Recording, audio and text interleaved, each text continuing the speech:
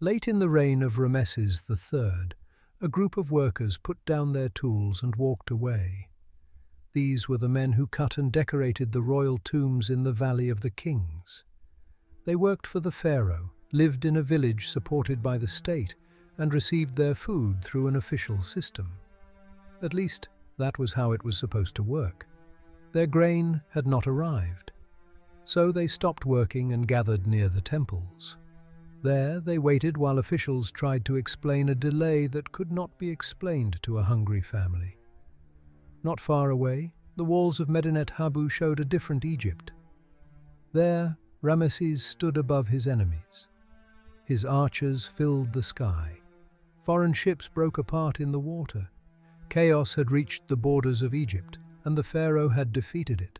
The victory was carved in stone. The workers were hungry anyway. Egypt had survived the Bronze Age collapse. The scene at Deir el-Medina showed what that survival could look like from below, and Egypt was not alone. Far to the north, Ugarit was probably already silent. The palace that had once received letters from kings had become a layer of burned stone and hardened clay. The harbour no longer carried copper from Cyprus, grain from inland fields, or gifts from rulers who addressed one another as brothers. Somewhere beneath the ruins, the final tablets waited in rooms that no one would enter again. Ugarit had been part of a world that seemed too connected to disappear. Its merchants knew the routes across the sea. Its scribes could write in several languages. Its king belonged to a diplomatic system that stretched from the Aegean to Mesopotamia and from the mountains of Anatolia to the Nile. Then the ships stopped coming, the letters stopped being answered, and the city was gone. But Ugarit was only one place. Egypt was still ruled by a pharaoh. Far to the east, Assyrian scribes were still pressing signs into clay. On the Euphrates, a branch of the Hittite royal family may still have been holding court, even after the great capital at Hattusa had lost its king. Along the narrow coast below Ugarit, the towns that would later be called Phoenician were still facing the sea. The old world was breaking apart, but it did not break in the same way everywhere. Some kingdoms were destroyed, some survived by becoming smaller. Some kept their names but lost their empires. Others lost their palaces, their writing systems, and their kings, while the people beneath those institutions continued to farm, trade, marry, worship, and rebuild. So tonight, we are not going to ask only why the Bronze Age collapsed. We are going to ask what happened after it did. When the great palaces burned, who was still standing? And what did survival actually mean in a world where almost nothing could continue as it had before? The first thing to understand is that 1177 BC was not a single moment when every civilization on Earth collapsed at once. It has become a useful date, partly because it is associated with the reign of Rameses III and the battles recorded on the walls of his temple at Medinet Habu. But the crisis we call the Bronze Age collapse unfolded across decades. Different cities fell at different times. Some were destroyed by war, some were abandoned, and some continued with surprisingly little interruption. There was no midnight when the Bronze Age ended. There was no messenger who carried the news from one kingdom to the next. A farmer in Egypt did not wake one morning and discover that he was living in the Iron Age. A potter on Cyprus did not know that historians, 3,000 years later, would place his life on one side of a great dividing line. For the people who lived through it, the change arrived as a sequence of smaller problems. A shipment was late. A tax collector did not return. A road became unsafe. A harvest failed. A king asked for more soldiers. A village received families from somewhere else. A palace ordered grain that the countryside could no longer spare. And then, perhaps slowly and perhaps very quickly, the institutions that had organized life for generations stopped working. The late Bronze Age Eastern Mediterranean had been built around those institutions. Its great kingdoms were not isolated worlds. They were parts of a system, and the system depended on movement. Copper traveled from Cyprus. Tin came from much farther away, through routes that are still debated. Gold came from Egypt and Nubia. Fine pottery moved across the Aegean. Cedar came down from the mountains of the Levant. Horses, chariots, textiles, oil, wine, ivory, glass, weapons, grain, and people crossed borders constantly. Kings exchanged gifts, but those gifts were not merely polite. They confirmed rank, obligation, and access. A ruler who sent gold expected something in return. A royal marriage could secure an alliance. A letter could request physicians, craftsmen, statues, horses, or military support. The famous ship found off Uluburun, which sank more than a century before the collapse, carried a cargo drawn from many regions. Its copper ingots, tin, glass, ivory, pottery, luxury objects, and personal possessions reveal a sea filled with connections. No single kingdom produced everything on board. The ship belonged to a world in which distance could be managed, provided that ports remained open, rulers remained cooperative, and ships continued to arrive. That was the strength of the system. It was also its weakness. A palace could support specialists because it collected food from the countryside. It could employ scribes, metal workers, chariot builders, soldiers, priests, and administrators because thousands of other people produced more than they immediately consumed. The palace gathered that surplus, stored it, counted it, and distributed it again. When the harvest was good and the roads were open, this arrangement could create wealth on an extraordinary scale. When several things went wrong together, it could become a trap. A palace needed grain to pay workers. It needed bronze to arm soldiers. It needed timber to build ships and repair buildings. It needed messengers to reach governors, governors to obey, merchants to take risks, and farmers to keep producing while taxes and military demands increased. If the palace asked for more at the same moment that the countryside had less, pressure spread downward. If foreign trade weakened at the same time, the palace could no longer replace what it lacked. If enemies appeared, whether from abroad or from within, the state had to spend even more simply to remain what it had been. This is why the collapse is difficult to explain with a single cause. Earthquakes may have damaged some cities. Drought and poor harvests may have placed severe pressure on others. Warfare, piracy, migration, internal rebellion, dynastic conflict, and the movements of groups later gathered under the name Sea Peoples all played roles in different places. None of these explanations has to defeat the others. A society can survive a drought. It can survive a war. It can rebuild after an earthquake.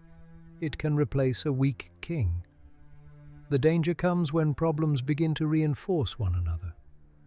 A bad harvest creates hunger. Hunger creates movement and unrest. Unrest makes roads less secure. Insecure roads reduce trade and tax collection. Reduced income weakens the army. A weaker army makes raids more successful. Successful raids produce more refugees, fewer planted fields, and greater fear. By the time a city burns, the fire may be only the final event in a process that began years earlier. And yet, even in that kind of crisis, some states survived. The most visible survivor was Egypt. The walls of Medinet Habu tell the same victory story we opened with, but from the pharaoh's side rather than the workers. The message is clear. Other lands had failed. Egypt had not. The inscriptions describe peoples moving with their families, possessions, and wagons. We usually gather them under the name Sea Peoples, but that name makes them sound more unified than they probably were. They were not necessarily one nation, one army, or one migration. The Egyptian texts name several groups. What reached Egypt may have included warriors, displaced families, raiders, settlers, and coalitions formed during years of instability. Rameses III claimed to have stopped them. There is good reason to believe that serious fighting took place. Egypt did face threats from the west and from the eastern Mediterranean. The Nile Delta had to be defended, and Egypt remained intact when several other major powers did not. But the walls of a royal temple are not neutral reports. They are declarations of order. They show the king doing what an Egyptian king was supposed to do, defeating chaos, protecting the land, and proving that the gods still favored him. The reliefs tell us that Egypt fought and survived. They do not tell us that survival was easy. Egypt had advantages that Ugarit did not possess. Its agricultural heartland was concentrated along the Nile. The river created a dependable corridor through the country, and its floodplain could support a large population and a powerful state. Egypt was not dependent on overseas grain in the same way that some smaller eastern Mediterranean kingdoms could be. Its territory was deep, its administrative traditions were old, and its rulers could draw on resources that a single coastal city could never match. Geography mattered. An enemy who destroyed a port had not destroyed Egypt. An army entering the delta still faced river branches, defended crossings and storehouses, along with a government able to draw men and grain from far up the Nile. The state also possessed thousands of people who knew the small procedures that kept it alive. A surveyor knew how to measure a field after the flood.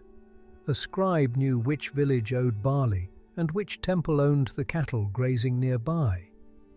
A boat captain knew where grain had to be unloaded. A foreman knew the names of the workers who should appear at dawn. None of these tasks looked heroic, but together they gave Egypt depth. If one official died, another could copy his records. If one storehouse failed, supplies might be sent from another district. Egypt had broken apart in earlier centuries and had been assembled again. That history offered no guarantee, but it meant the country still had working tools when the crisis reached it.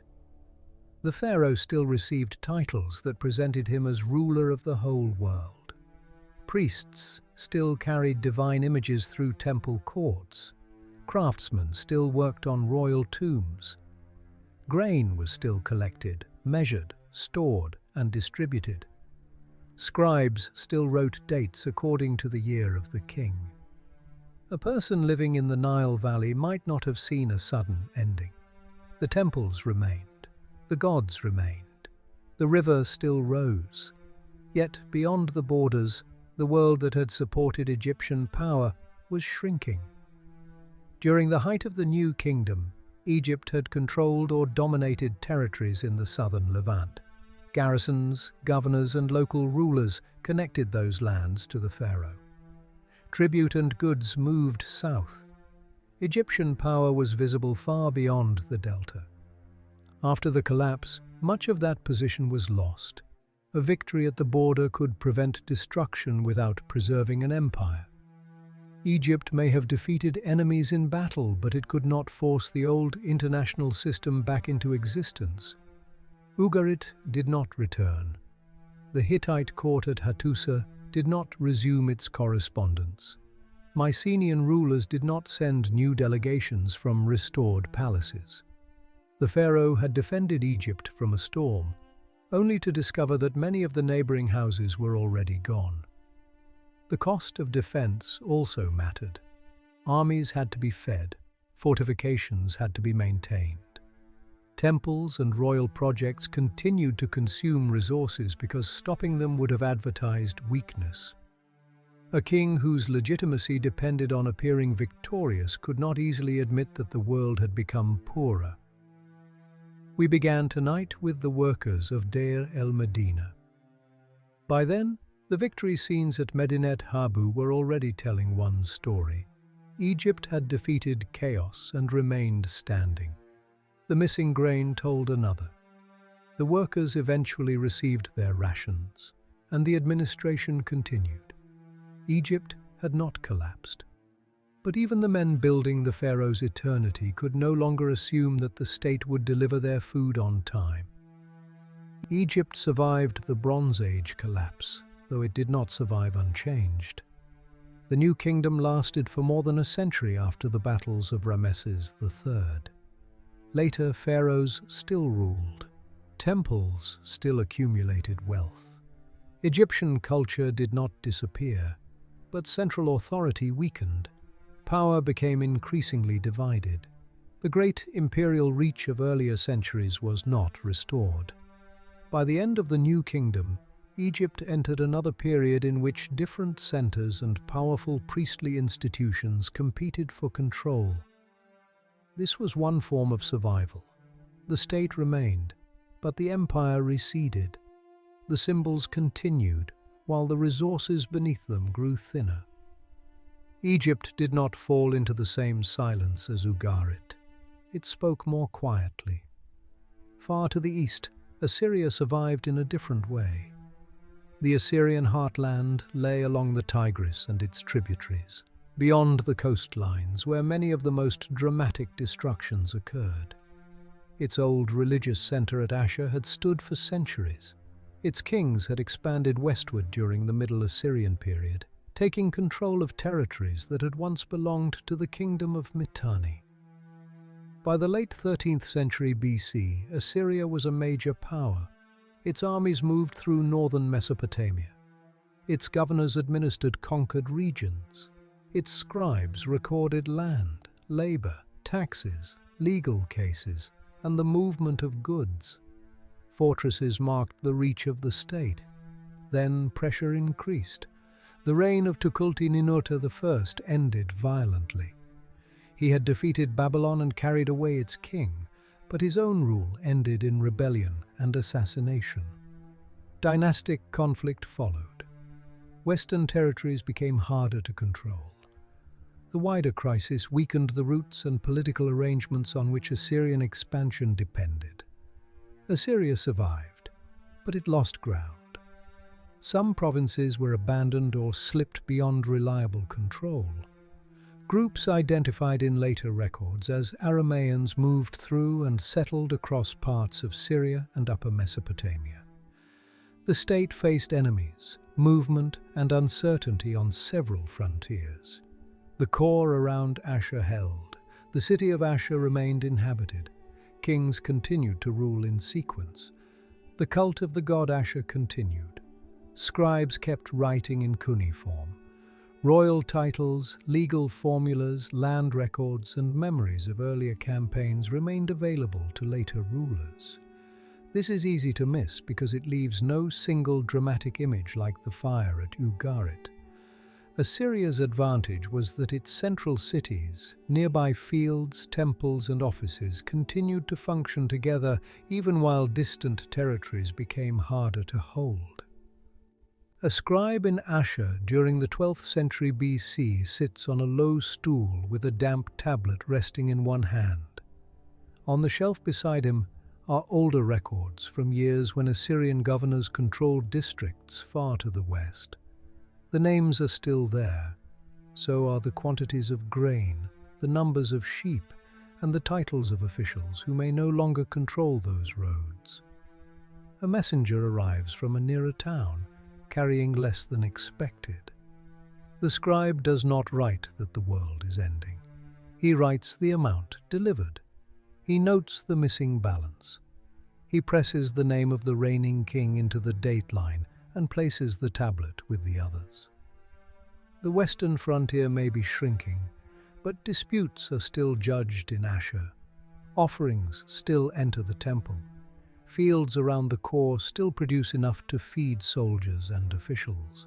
The state remains visible because people continue doing specific jobs on specific mornings, even while the territory behind the old titles becomes smaller. For generations, Assyria lived inside that reduced map. Some outlying forts were lost. Some roads became uncertain. A governor who once looked toward distant provinces now looked toward the next defensible crossing. Yet the capital was not taken. The royal line was not erased. and the scribal schools did not close. Under Tiglath-Pileser I, Assyrian armies again campaigned widely, but the recovery did not move in a straight line. After him, pressure returned, and power narrowed again. The important fact is more ordinary. The center kept enough fields, officials, soldiers, and records to remain a kingdom. Sometimes survival is the preservation of a core. Centuries later, when Assyrian rulers expanded on a much greater scale, they did not have to invent the idea of Assyria. The names of Western cities were already in their archives. The roots were remembered. The old claims could be read aloud again. But that future was still centuries away.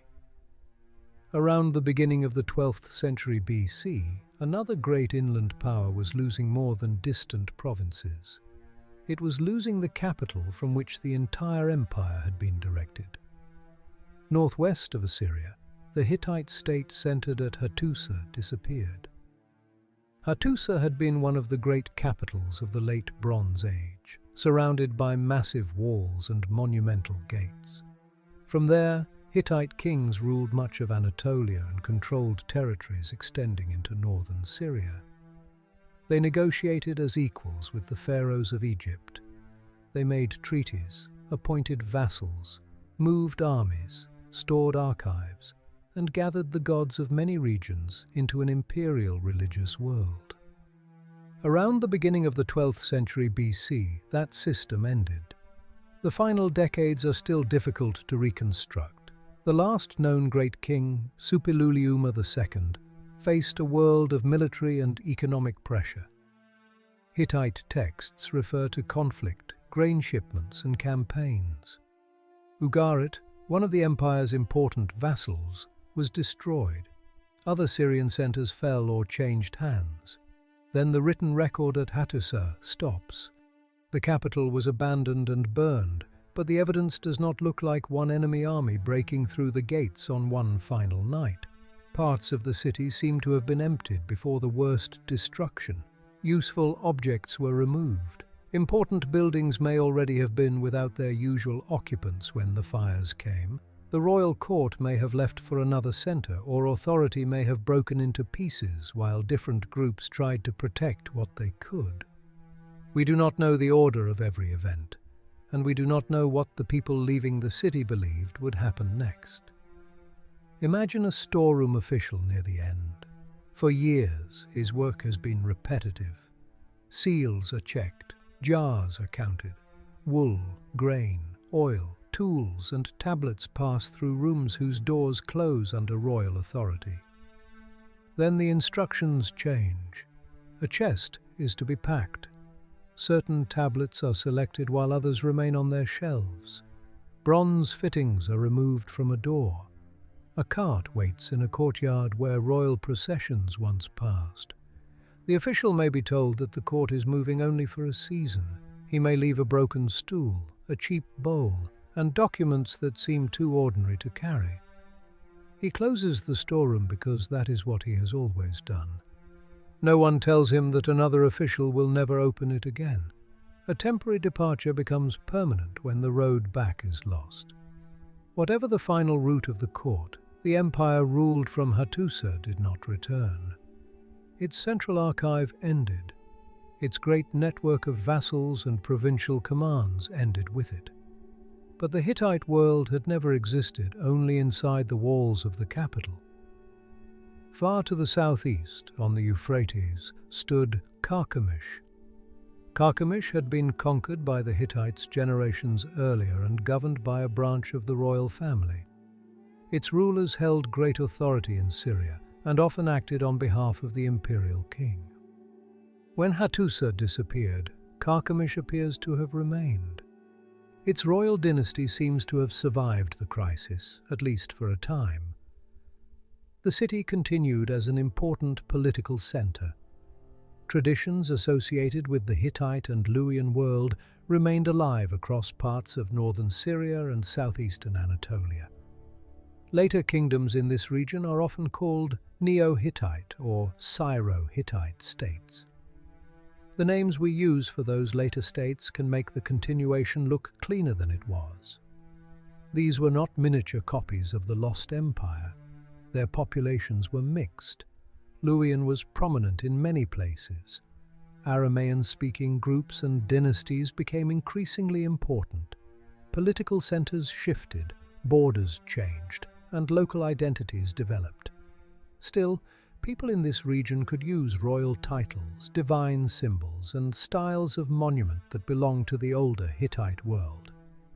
The connection was visible in stone. A stone carver at Carchemish, several generations after Hattusa had fallen silent, works beneath a ruler who still claims a place in the old royal tradition. He outlines a figure in profile, cuts the edge of a robe, and leaves space for signs that name the king and his ancestors. The language may be Luwian rather than the cuneiform Hittite of the vanished capital. The signs are carved in the hieroglyphic script used across the region. People passing the monument recognize the storm god, the royal staff, the banquet, and the procession. The empire is no longer sending commands from central Anatolia, but the images still tell an audience how a ruler should look and how power should be remembered. A workshop still knows how to make the old symbols useful for a new court. At Hattusa, palace courtyards stood empty and tablets lay broken in rooms without scribes. At Carchemish and other southern centers, rulers still held audiences, priests still served familiar gods, and craftsmen still cut royal claims into stone. The Hittite Empire had ended. Its southern descendants did not restore it, and they did not remain unchanged.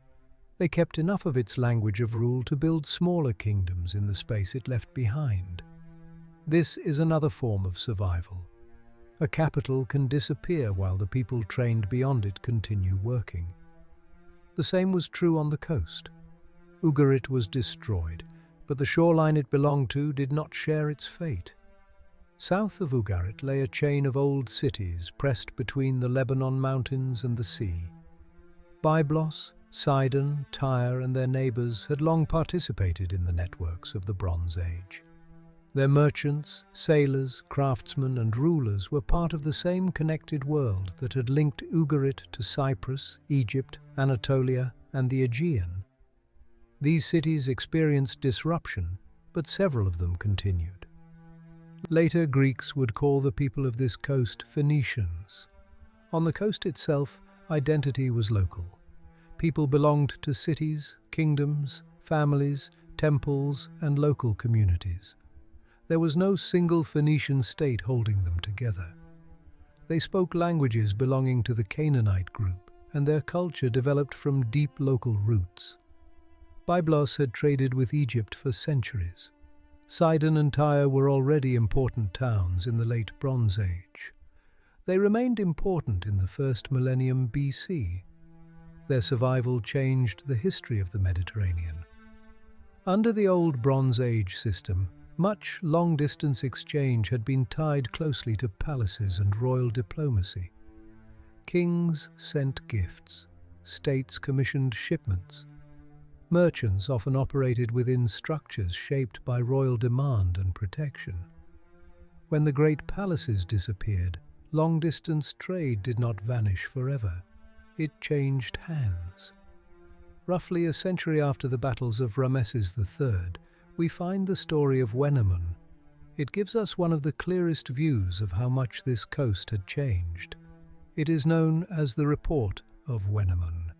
We do not know how much of it came from an actual mission and how much was shaped as literature. Either way, the world it describes is precise enough to feel lived in. Wenamun is sent from Thebes to obtain cedar for the sacred bark of Amun. In the age of Egypt's empire, such a mission should have carried enormous weight. Byblos had supplied timber to Egypt for generations. An envoy of Amun could expect the old relationship to open doors. Wenamun expects exactly that. The trouble begins before he reaches Byblos. At Dor, a member of his own ship steals gold and silver from the mission. Wenamun goes to the local prince and demands that the money be recovered. The prince listens, then points out the obvious problem. The thief came from Wenamun's ship, not from his town. He will search, but he will not simply empty his own storehouse to replace the loss. Wenamun waits 9 days and leaves without his money. Later, he takes silver from another ship as security, creating a new enemy while trying to repair the first disaster. By the time he reaches Byblos, he is no longer the calm representative of a great power. He is an anxious traveler with missing funds, uncertain protection, and a sacred image hidden in a tent near the shore. The Prince of Byblos refuses to receive him. For 29 days, a message reaches the harbour telling Wenamun to leave. Every morning, he remains. He watches ships enter and depart while the cedar-covered hills stand behind the city. At last, after a religious episode inside the prince's household, Wenamun is summoned. He climbs from the harbour to an upper room. The prince sits with his back to a window, and the waves break in view behind him. Then the questions begin. Where are the official letters? Where is the Egyptian ship? Where is the payment? Wenamun answers with the language of the old order. The timber belongs to Amun. Byblos has always supplied Egypt. The prince answers from the new one. His fathers were paid. He is not the servant of Egypt. If Wenamun wants cedar, Egypt must send goods for it. That exchange contains the changed Mediterranean in a single room. Wenamun speaks as though prestige should still function like money. The prince counts ships, cargoes, ropes, sails, workers, and oxen. He knows that merchants from his coast already trade with Egypt without waiting for an imperial command. Eventually, payment arrives. Men are assigned to cut the timber. 300 workers and 300 oxen drag the logs down from the mountains and lay them beside the sea. The old connection between Egypt and Byblos has not vanished. Cedar still travels south. Amun still receives his wood. But the relationship no longer operates through automatic obedience. It has become a negotiation between parties who can refuse one another. Wenamun's difficulties continue even after the logs reach the shore. Ships belonging to men he has offended appear in the harbour. He sits down and weeps as migrating birds fly toward Egypt. The prince sends wine, a sheep, and an Egyptian singer to calm him, then arranges his departure. A storm later drives him to Cyprus, where the surviving papyrus breaks off before the journey is complete. It is a small, almost embarrassing story beside the great victory scenes of Medinet Habu. That is why it is so useful. The temple wall shows Egypt defeating enemies. Wenamun shows an Egyptian envoy arguing over invoices, waiting at a harbour, and discovering that an old title no longer commands the coast. Egypt still exists. Byblos still trades. The route is still open, but every part of the journey now has to be earned. The coastal cities that remained were well placed to build new networks. They had harbours, ships, craftsmen, commercial knowledge, and access to timber from the mountains behind them. They understood the routes to Cyprus, Egypt, and farther west. They did not need to recreate the entire palace system in order to move goods. A prince could bargain directly with an envoy. A merchant ship could carry cargo for several clients. A harbour could serve Egyptian, Cypriot, and local vessels without belonging to a single great king. The new pattern took time to develop, and the centuries after 1200 BC were uneven, but the direction was clear. Trade returned through smaller centres that were able to make decisions locally. At dawn in a city such as Tyre, the change would have been visible without anyone naming it. A shipwright crouches beside a hull pulled partly onto the shore. He checks a seam packed with fibre and pitch, then calls for another length of timber. Nearby, jars are being counted into a merchant's cargo. Some hold oil or wine. Others may be empty containers waiting to be filled at the next port. A sailor repairs a rope instead of waiting for a palace workshop to issue a new one. The owner of the shipment is not sending a ceremonial gift from one great king to another. He expects the voyage to return a profit. The ship may stop at Cyprus, then Egypt, then another Levantine harbour, taking on and unloading goods at each place. The crew does not need every old kingdom to recover. It needs a seaworthy hull, a captain who knows the coast, people willing to trade, and at least one open harbour at the end of the day. Their ships transported timber, metal goods, pottery, luxury crafts, textiles, and the famous purple dye associated with the coast. Their sailors reached islands and distant shores. Later, settlements and colonies linked them to Cyprus, North Africa, Sicily, Sardinia, Iberia, and beyond. One of those Western foundations, Carthage, would eventually become a great power in its own right. But that future began in cities that had survived the end of the Bronze Age. Their writing also mattered. Alphabetic writing already existed before the collapse. Ugarit itself had used an alphabetic cuneiform script, and other early alphabets were already developing in the Levant. The Phoenicians did not invent the alphabet from nothing. What they helped shape and spread was a particularly influential linear script written with a small set of signs for consonants. It was practical, portable, and it traveled with merchants and craftsmen. Greek communities later adapted a related script and used some of its signs for vowels. The Greek alphabet would influence other writing systems, including the ancestor of the Latin script now used across much of the world.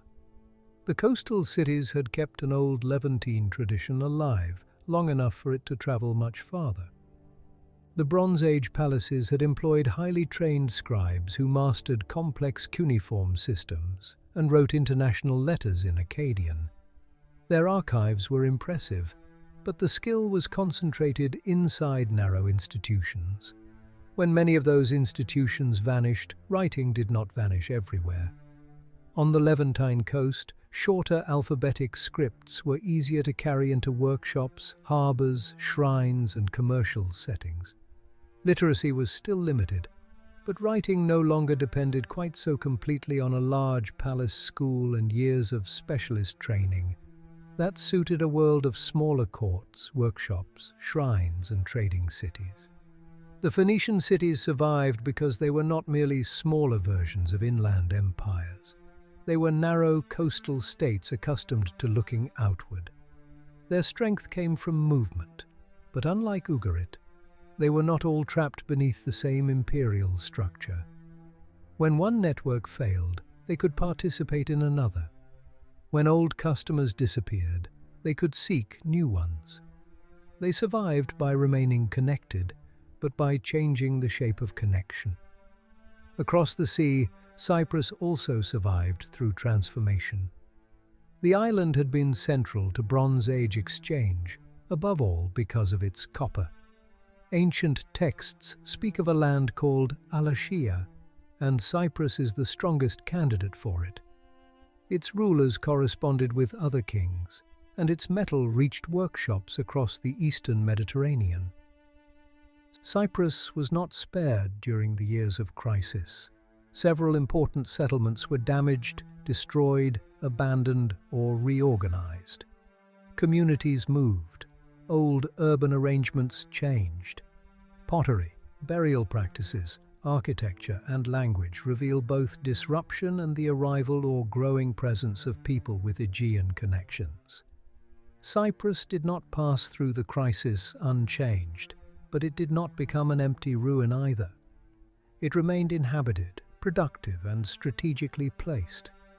Its communities absorbed newcomers and combined traditions. Local Cypriot practices continued beside elements that had arrived from the Aegean and the Levant. New political centers emerged as older ones declined. A map may show one color ending and another beginning, but a harbor on Cyprus would have looked less orderly. A family arrives at the edge of a settlement after several days at sea.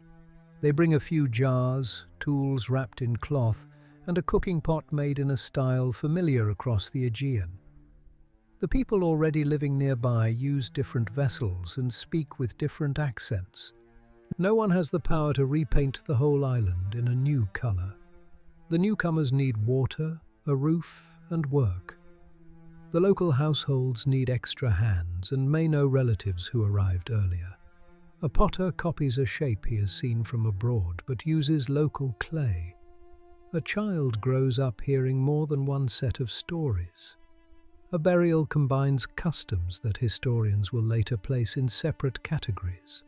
The island changes through thousands of choices like these, not through one clean replacement of a population by another. Cyprus remained valuable because copper, harbours and location still mattered.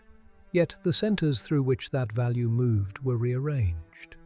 Enkomi declined while places such as Salamis rose. Kition remained one of the island's important southern centres. From around the 9th century BC, it developed a strong Phoenician presence. Near a furnace, a metalworker could still recognize the smell of charcoal and hot copper, even if the authority collecting part of his output had changed. He might work beside someone whose family came from another coast. The molds, weights and trade partners would not all remain the same, but the knowledge of metal did not disappear with one palace. Cyprus survived as a place where people could regroup, combine skills, and enter the next network when the previous one no longer reached their harbour. West of Cyprus, across the Aegean, survival becomes much harder to recognize at all.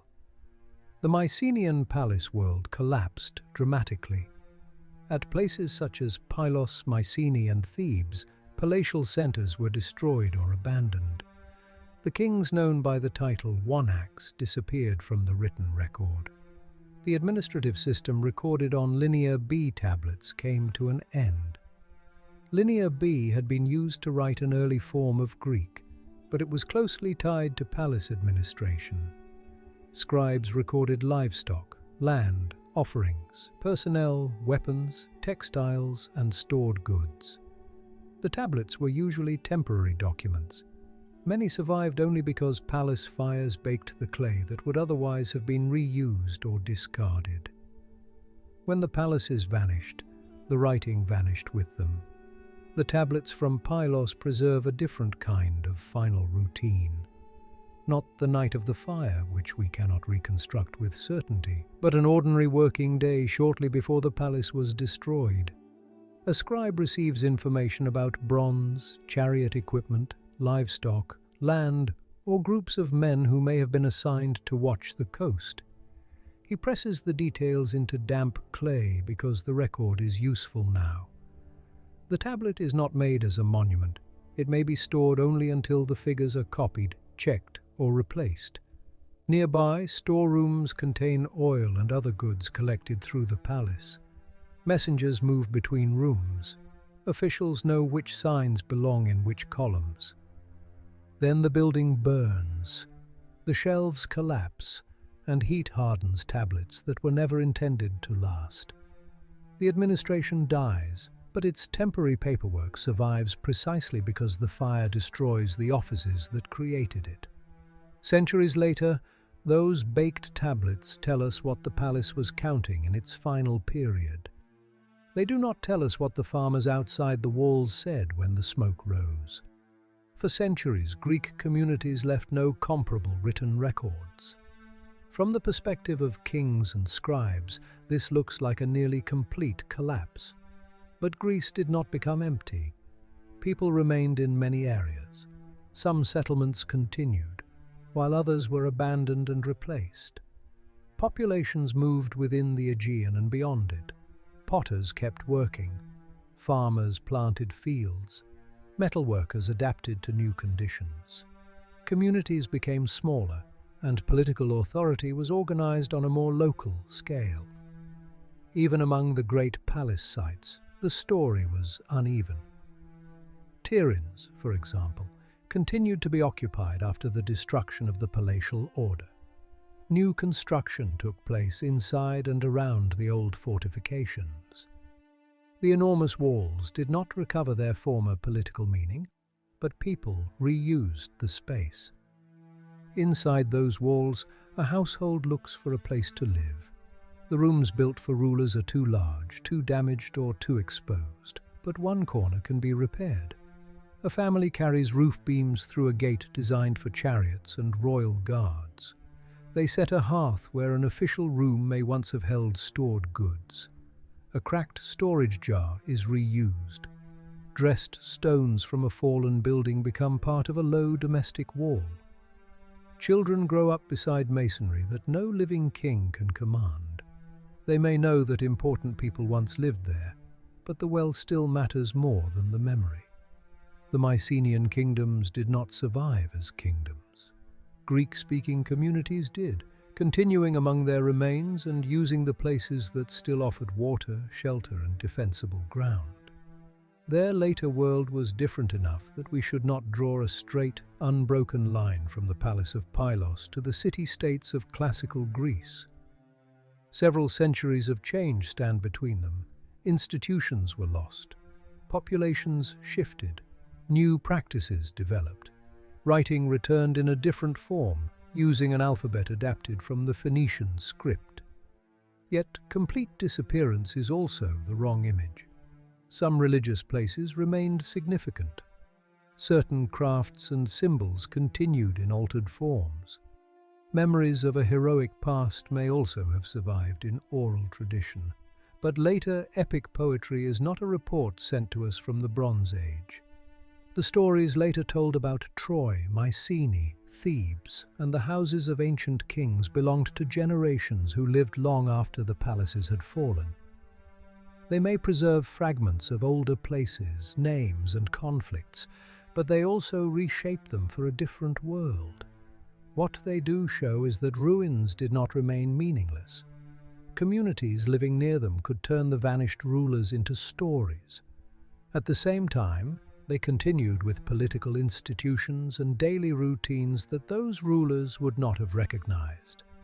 A culture can survive even when its institutions do not, but the survival is rarely pure. Language continues while writing disappears. Places remain while their meanings change. Stories endure while their details are remade. Those communities are the hardest part of this history to see, because the Bronze Age archives rarely wrote about ordinary people unless the palace needed something. A shepherd entered a tablet when animals were counted. A woman entered it when cloth, labor, marriage, or property had to be recorded. A farmer appeared when grain was assessed. Once the archive ended, the names disappeared, even when the families remained. Archaeology gives them back to us in a different form. Through a repaired oven, a smaller house built against an older wall, seed stored in a jar, or a cemetery used for another generation. Consider a village several days from the nearest ruined palace. News arrives slowly. The tax collector, who normally comes after harvest, does not appear. At first, that may feel like relief. Then the village learns that the road beyond the valley is unsafe. A bronze tool breaks, and no traveling smith has the metal to replace it. Two families arrive from the coast with a cart, 3 goats, and almost nothing else. They are given a room because someone in the village is related to one of them, or because extra hands will be needed in the fields. The next planting is done with fewer animals. More grain is kept close to the houses. A watch is set at night. No one in the village uses the phrase, "systems collapse." They know only that old expectations no longer work. A palace could not easily become smaller because nearly every part of it depended on the others. Chariot workshops needed imported metal and trained craftsmen. Scribes needed a school and a chain of officials who would use their records. Soldiers needed regular rations. Ceremonies needed food, cloth, animals, and labor drawn from many districts. A village household could cut back more quickly. It could plant a different mixture of crops, move animals to safer ground, or combine two roofs under one extended family. It could exchange locally when distant markets failed. None of this made life secure. Raiding, hunger, forced movement, disease, and enslavement remained real dangers. It simply meant that a household had fewer moving parts that all had to succeed at once. A village could survive without a palace, though a palace could not survive without villages. The disappearance of royal demands could bring temporary relief. No official might arrive to claim grain for a court that no longer existed, but royal protection disappeared with royal demands. A family could keep more of its harvest and still lose everything to a local armed group. So smaller houses and fewer luxury goods do not tell us by themselves that every ordinary person became poorer. The archaeology becomes less grand. Daily life becomes more local and much harder to generalize. What changed most clearly was the scale at which decisions were made. A city that had waited for orders from a distant capital began relying on nearby rulers. A village that had supplied a palace stored more for itself or for a local strongman. Workshops served new customers. Shrines remained active without the festivals of a great king. Across the Levant, Anatolia, Cyprus, and the Aegean, communities assembled new arrangements from whatever had not been destroyed, carried away, or forgotten. Along the southern coast of the Levant, communities associated by archaeologists with the early Philistines appeared in the 12th century BC. Their material culture included Aegean-influenced pottery and practices, but over time it became increasingly local and mixed. These communities did not remain sealed off from the people already living there. They became part of the Levant. Farther inland and north, Aramaean-speaking groups became increasingly important. In the highlands, new villages and settlement patterns appeared. Some of those communities would become part of early Israel. Old Canaanite traditions continued through all of these changes. The Iron Age map was not simply the Bronze Age map with a few names replaced. It was a map made by survivors, migrants, local villagers, former subjects, new elites, and displaced families, all negotiating land after the great empires had weakened. Some of the new kingdoms were small enough that a Bronze Age ruler might have dismissed them. Yet a kingdom built around one valley, one fortified town, and nearby fields could react more quickly than an empire stretched across distant provinces. A ruler who spoke the local language and relied on local warriors did not need the enormous administrative machinery of Hattusa or the diplomatic network of Ugarit. The collapse punished complexity. The early Iron Age often rewarded adaptability. This does not mean iron weapons suddenly defeated bronze and ended the old world. That simple story is attractive because the period is called the Bronze Age collapse, followed by the Iron Age. But iron did not arrive in one dramatic technological revolution that instantly made bronze useless. Early iron could be difficult to produce and was not always superior. Bronze remained valuable and continued to be used. The transition involved changes in availability, production, knowledge, and social organization over time. Bronze depended on copper and tin, materials that usually came from different regions. Iron ore was more widely available, though turning it into reliable tools and weapons required skill. In a world where long-distance trade had become less predictable, the possibility of producing useful metal from more local sources became increasingly important. Iron did not rescue this world by itself. Egypt's river, Assyria's protected core, the southern Hittite courts, the harbors of the Levant, and the copper workshops of Cyprus, all of these mattered more immediately than a single new metal. What helped one place could be useless in another. A defensible inland capital was valuable to Assyria. It would not have saved Ugarit, whose wealth depended on ships and imperial connections. A flexible harbor helped Tyre. It would not have restored the fields around a city struck by drought or war. The difference between Ugarit and Tyre was not wisdom on one side and failure on the other. Ugarit stood close to the center of Hittite competition and depended heavily on a network that was breaking around it. When danger came, some of its ships may have been away and its requests for military help went unanswered. Tyre, Sidon, and Byblos faced disruption too, but their circumstances were not identical. Survival is not always evidence of superior character. One city could be struck before preparations were made. Another could receive one more harvest, one more convoy, or one more season in which to move people and goods. Timing and chance belonged to the collapse as much as planning did.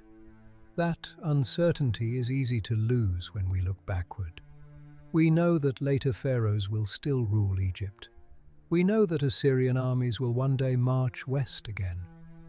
We know that Phoenician ships will reach distant parts of the Mediterranean. The people standing in a ration line, repairing a hull, or waiting beside a city gate knew none of those futures. Their horizon was shorter. Would the grain boat arrive? Would the flood be high enough? Would the road remain open until winter? Would the family that left last month return? A worker at Deir el-Medina could see the temple of a victorious king and still go home without the grain he had been promised.